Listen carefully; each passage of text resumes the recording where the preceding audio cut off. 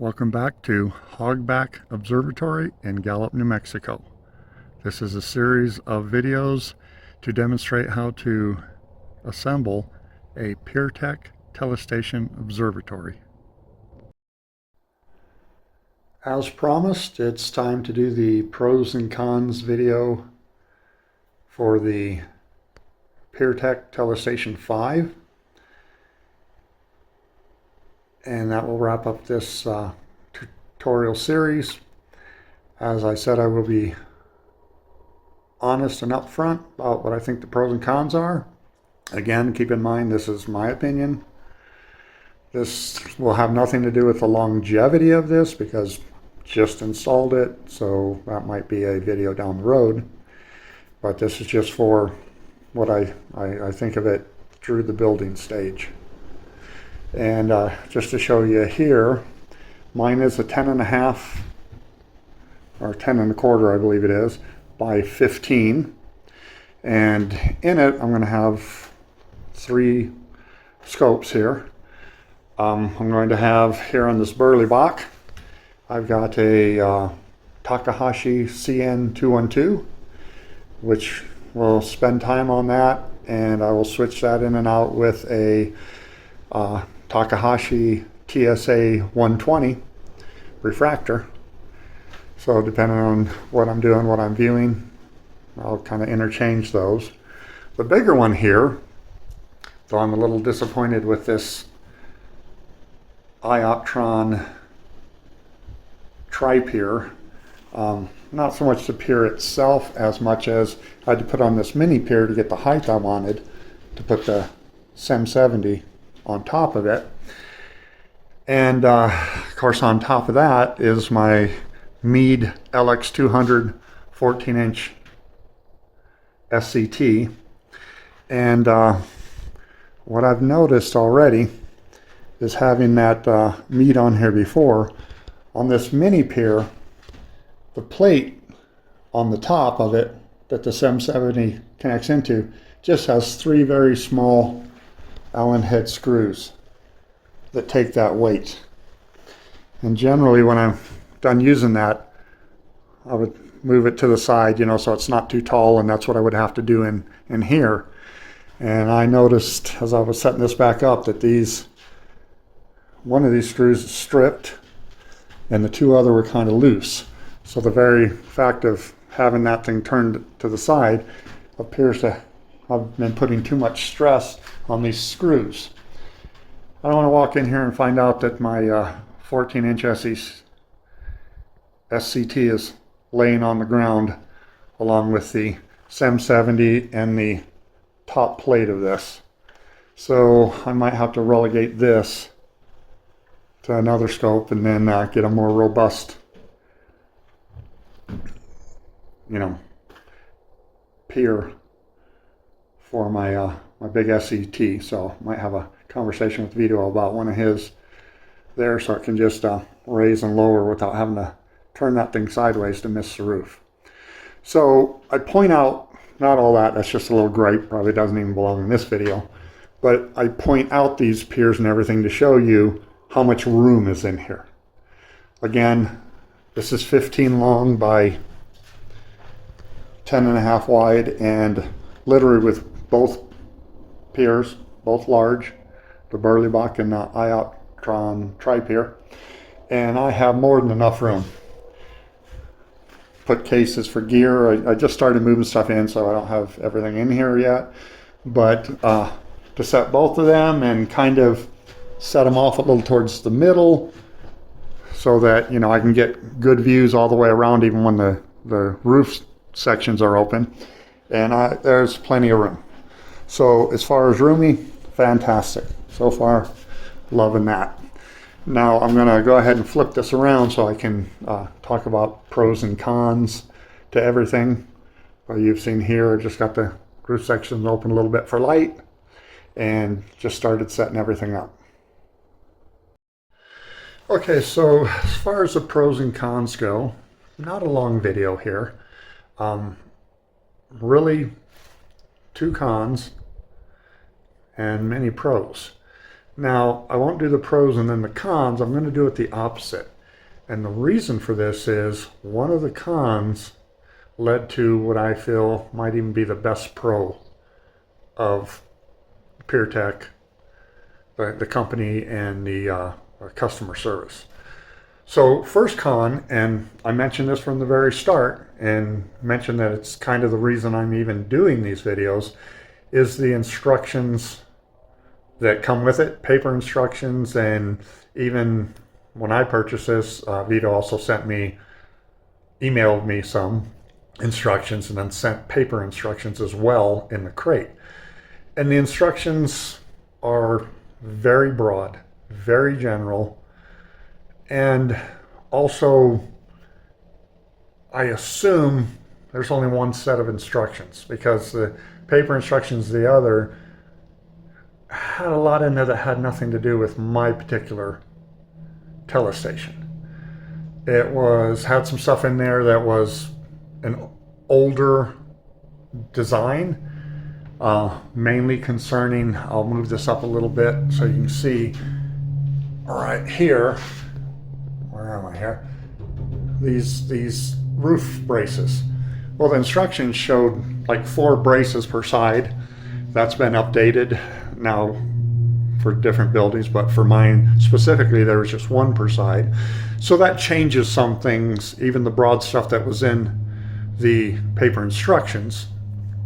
And there was even handwritten notes on the paper instructions saying, this bracket shouldn't be there on yours, or we no longer do this way, so do that, things like that. So the instructions are very broad to start with, and a lot of the stuff in there might not even apply to your specific Telestation, which, again, being broad, it still gives you an idea what to do, and you'll have to get hold of Vito for some more specifics for your model, especially where things are placed.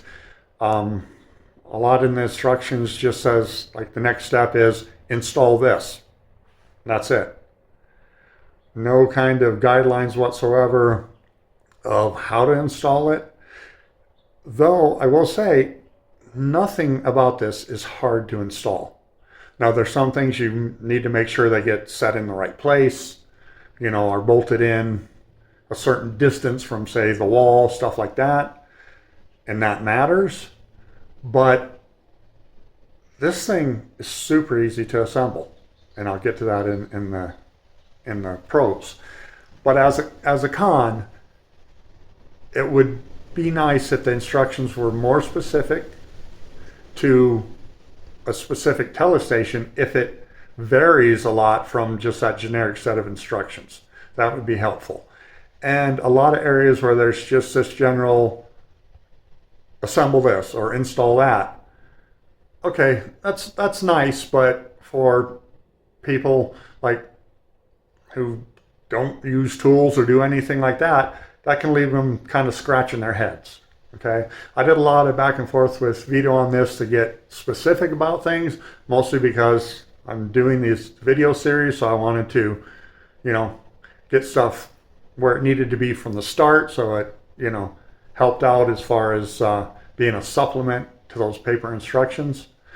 But there was nothing about this, as far as assembly, that would have been impossible. Even some things that I had questions about because I wasn't quite sure if I was understanding it right, with just more, thinking about it a little bit, would have easily, been able to intuit, where this goes or how it should be hooked up. But like I said, because I was doing the video series, I did get hold of Vito a lot on things right away, just because I wanted to make sure that, I was doing these things in the way that will properly show the qualities or the issues with the Telestation.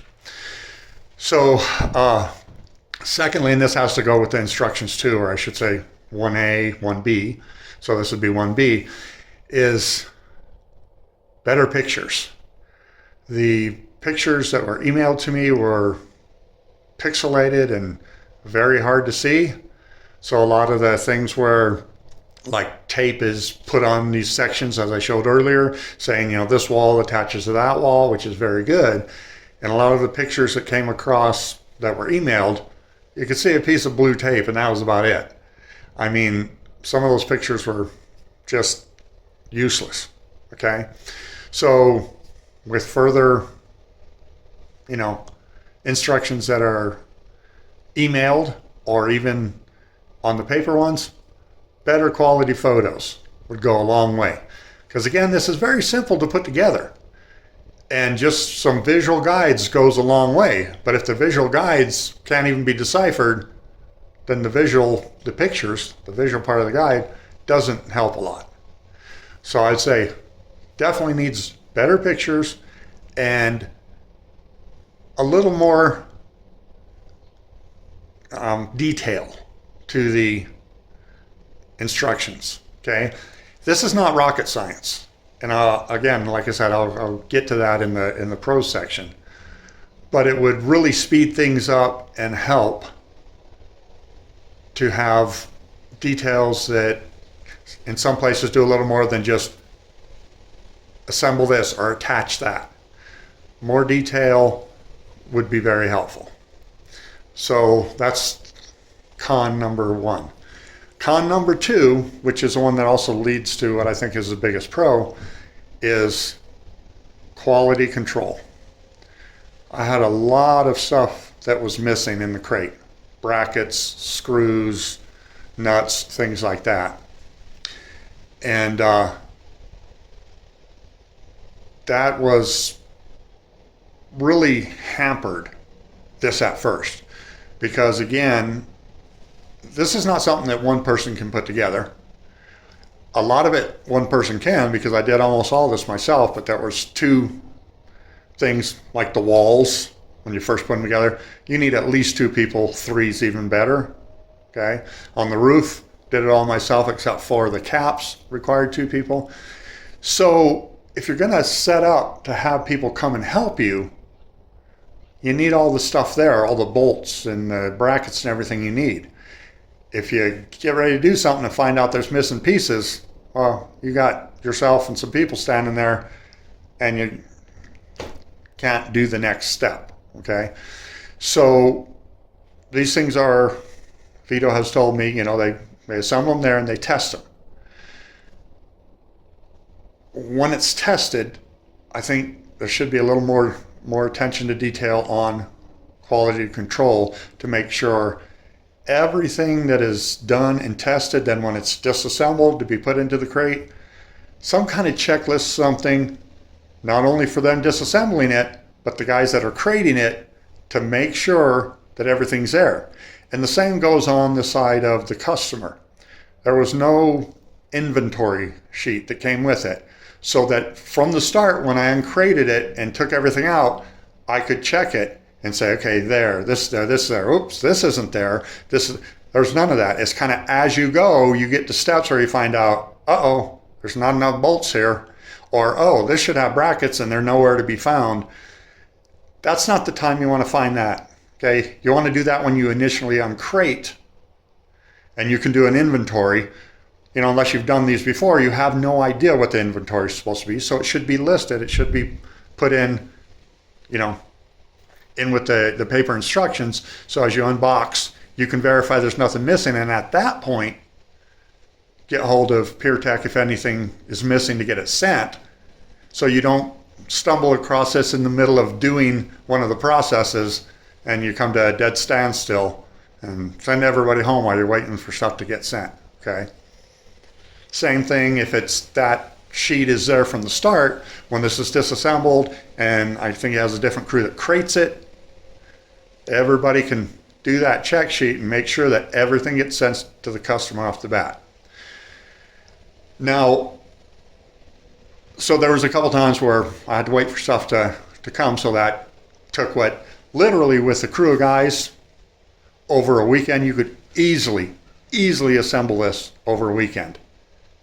If the guys are pretty handy, you could probably do it in one day, depending on the size, stuff like that. This is not hard to assemble, okay? It's only complicated if you need a little bit more guidance, and you need more stuff that didn't make it in the crate for some reason. Now, where this leads to the biggest con is, or pro, I'm sorry, is the whole process of getting an observatory like this has been multi-years, probably 3 years. I've built my own roll-off observatories before and other property I've owned and stuff. In this instant, I didn't want to do that. I wanted to go with the PureTech because I wanted it to be light because it's going up on top of, a deck on the second story here. Lots of things, it can be disassembled. If you ever move, you can take this apart, take it with you, rather than having to leave one that you built yourself. So there's reasons I did this. And in that whole process of, looking at different things, different type of, whether I was going to do a roll-off or whether I was going to do a domed observatory, the different manufacturers, Ash Dome or Home Innovations, I think that was the name of it. All these different ones I looked at, and even the ones that looked like a play school toy, made of that plastic and stuff, which is fine. I mean, affordable, very portable. So that's good, except for me doing all this research, I found that a lot of them companies, the customer service was poor to non-existent. A lot of people complaining that, hey, even the process of buying this thing and getting it delivered was literally such a pain. And I could never get hold of anybody. I never knew if they were building the thing, when they were going to send it, all kinds of things. And a lot of people, which just kind of flabbergasted me to hear people say something like, well, I got this thing and I had to fix this and I had to that and I had to jimmy rig that and I had to whatever, and now it's great. Well, if you had to do that much just to make the thing functional, I don't know that that's a very good observatory to buy from somebody. If you're going to basically rebuild it yourself, you might as well build it yourself, and it's going to be a lot cheaper. So I'm not naming specific names for that, but there was a lot of them where it was just crazy, the kind of things I'd hear from people, the issues they'd have, the total lack of communications, or the bad design of some of them. And I even had a couple where I'd contacted to get information, and it was like pulling teeth just to get questions answered for some. That was not the problem with PureTech. The communication, absolutely fabulous. And let's face it, PureTechs are not cheap. They are not cheap. They are well built, well designed, and costly. Now there are some other companies that build ones that are very robust, very good, that are costly as well. So it's not like PureTech's the only one, but they are one that has a reputation for good customer service. That's what I found in all my research, that I didn't really find anybody that had any complaints that PureTech was like, man, you can barely get hold of them. You don't know if you can even buy one, if they have any stock. Once you do it, you don't know if you're ever going to hear from the people again. I'm wondering, hey, did I send them my money and it disappeared and nobody's told me if this thing's getting built or when it's ever going to be sent? That was not the case with PureTech. Veto on the spot. The communication, absolutely fantastic, between email, text, literally calling and speaking to him several times. Great. And as I mentioned earlier, that was really brought home by the fact that I had some stuff missing, some brackets and some other stuff. And in one particular instance, when I discovered that, I texted Vito, and he was in Hawaii at a conference or something, got back to me almost immediately, even though he was halfway across the world on a deal, got it worked out, said, hey, I'll be back from the conference Monday, I'll send the stuff up. Boom, it was done. Okay, so I didn't just like, oh, this guy again, man, I'm in Hawaii, I'm not answering this guy's stuff. Heck with him, I'll get to it later. No, on the spot, every time. Every time I even had a question about, hey, in the instructions, it doesn't really cover this well, what's the issue here? Or should there be something here? It seems like there should. Vito either got back to me immediately or sometimes within minutes. I think the longest I ever waited was maybe 10, 15 minutes for a response. And sometimes that was literally a phone call. Hey, so what's going on? What can I do? You know, and very good, very concise, very knowledgeable, obviously, because he builds them, but absolutely top-notch, out of this world customer service. And we all know nowadays customer service at all is almost non-existent.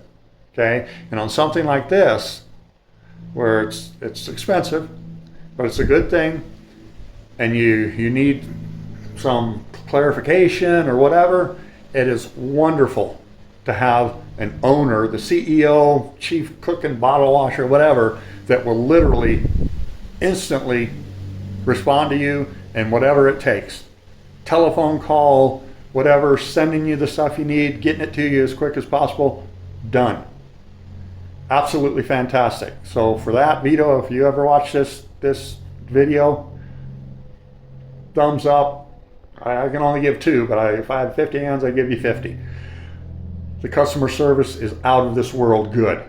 Okay? And also, it wasn't like, oh, that didn't get in the box, so why don't you just go to the local hardware store and find something to figure it out yourself. No, it's like, done. I'll have it sent right from the supplier, whatever, boom, it'll be to your door. Absolutely fantastic. So that is, to me, the biggest pro of all of this. Absolutely know that if there's ever an issue in the future, I can get hold of Vito, and Vito will take care of it.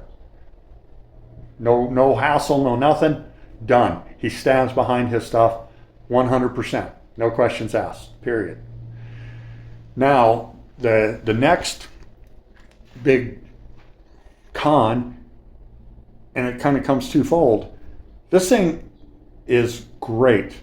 I'm in New Mexico, northern New Mexico, in Gallup. And I'm telling you, we get some winds up here. And during this build, I had to wait about 3 days to test the roofs because we were having some winds up to 50 mile per hour gusts. And you know what? This thing was rock solid. Didn't even creak in 50 mile per hour gusts. Thing is rock solid, built well. See, I'll turn this way so you can see it, because for some reason when I try to flip this camera during a video, it cuts it off. All right, let me get this, yep. This is not cheap Home Depot tinfoil aluminum, okay? Good, solid. I can show you here. Let me see if I can get this showing. This thing doesn't even flex when I push it, okay? There's no, just good, solid. The aluminum, all this is good. Good, solid, heavy duty.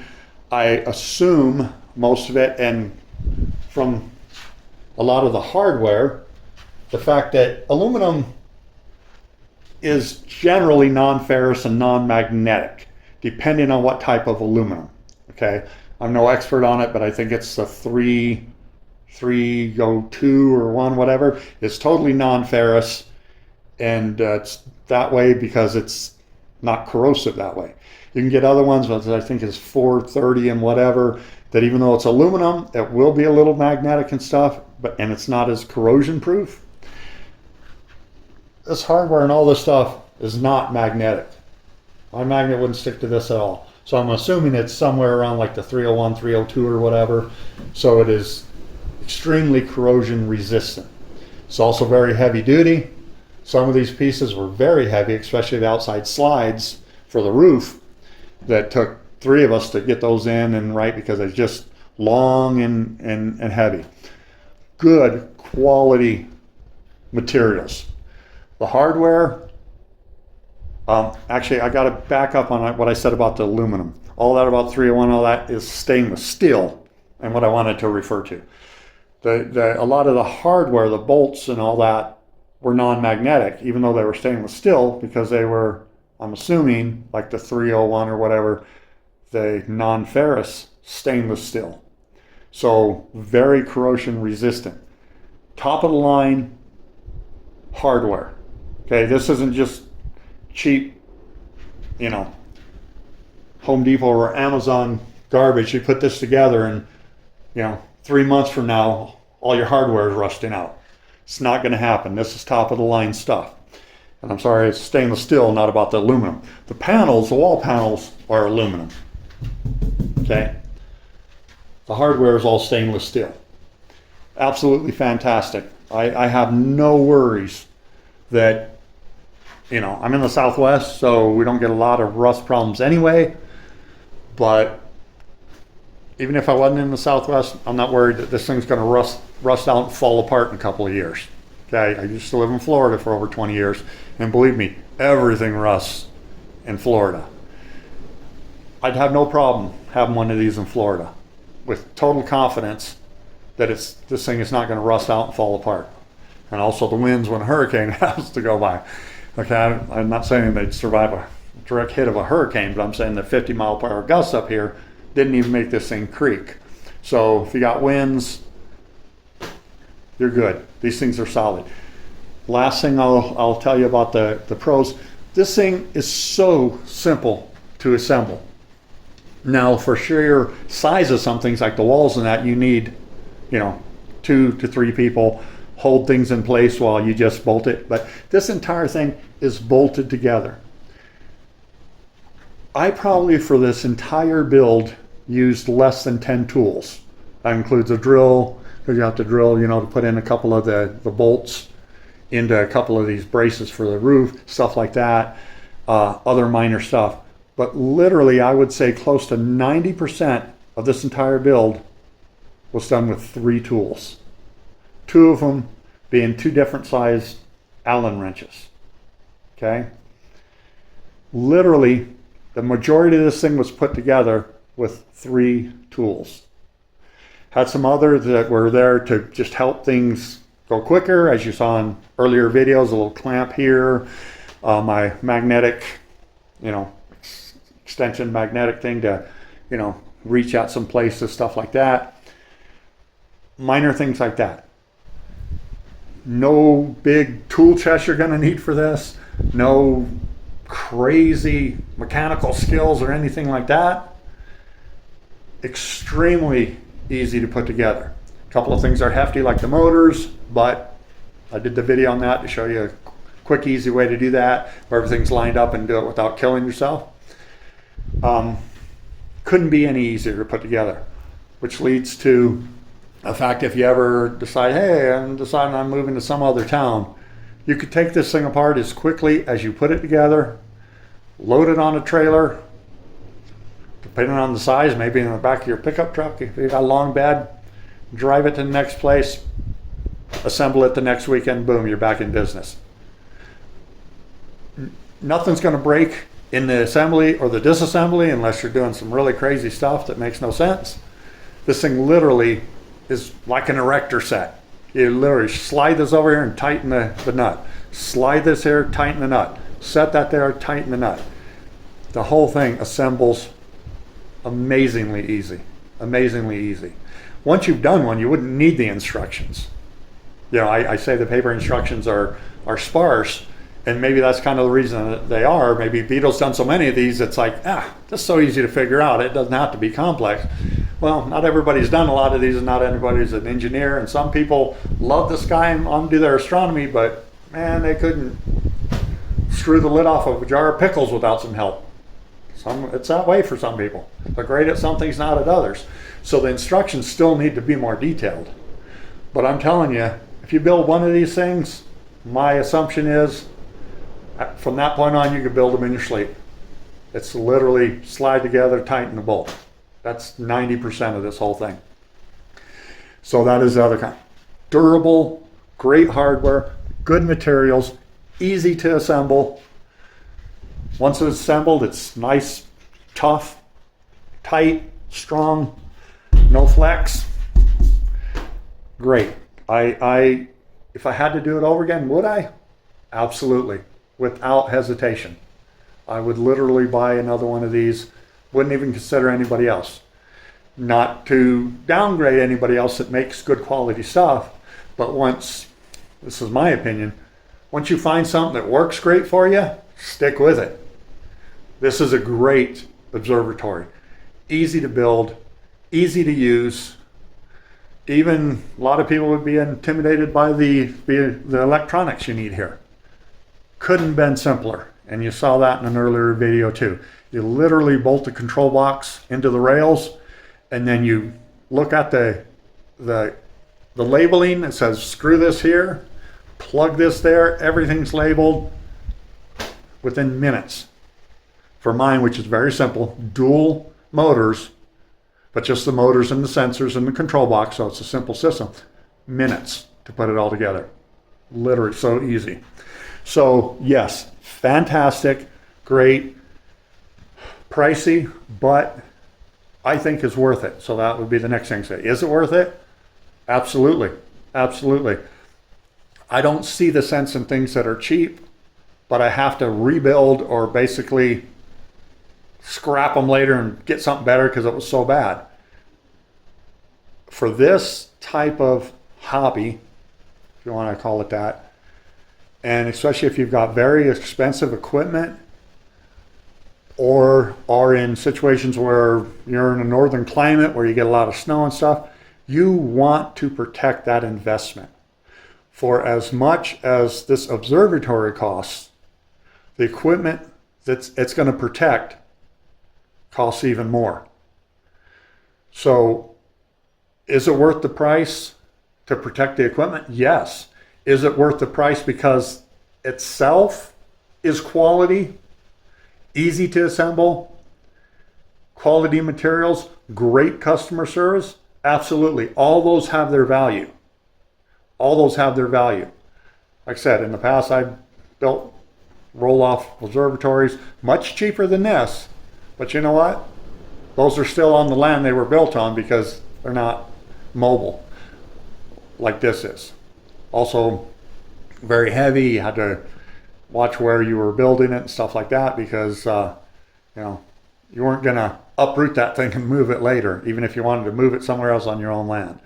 Okay, so everything has its price and its cost. The issue is it worth that price and cost? And to me, for the quality of this building, the ease of construction, the fact that I could always move it if I wanted later, so this is a one-time buy. I'm not going to have to, I don't plan on moving, but if I ever did, I want to take this thing with me. So it's a great building and it's going to be with me the rest of my life for my hobby and for my equipment.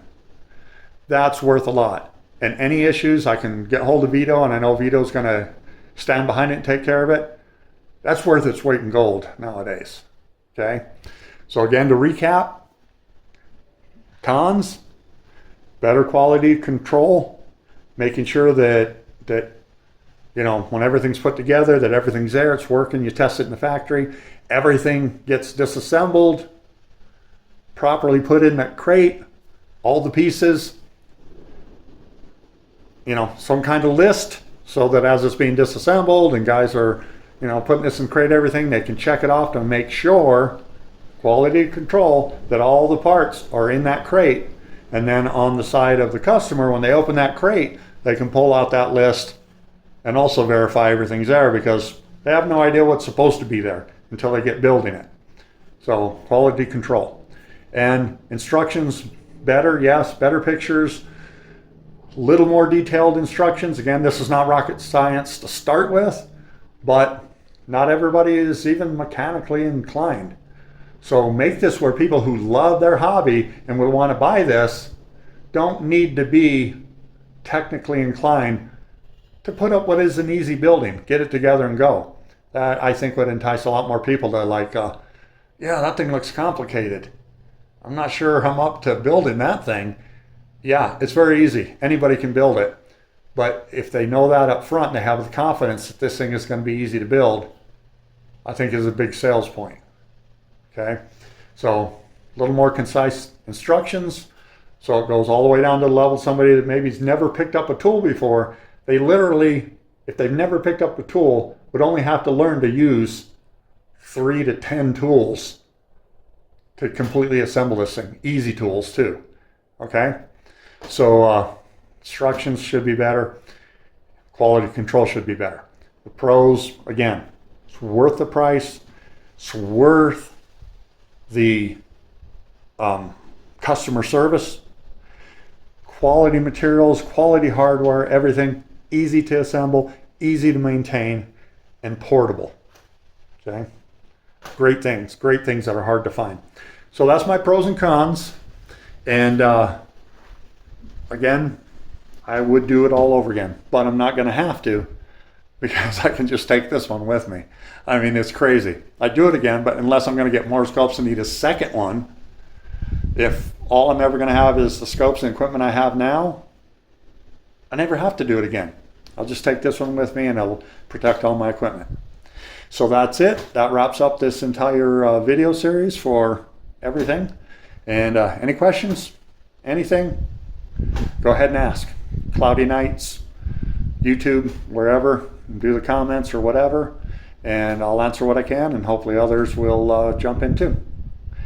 Thank you, and that's it for the Hogback Observatory in Gallup, New Mexico, Telestation 5 build.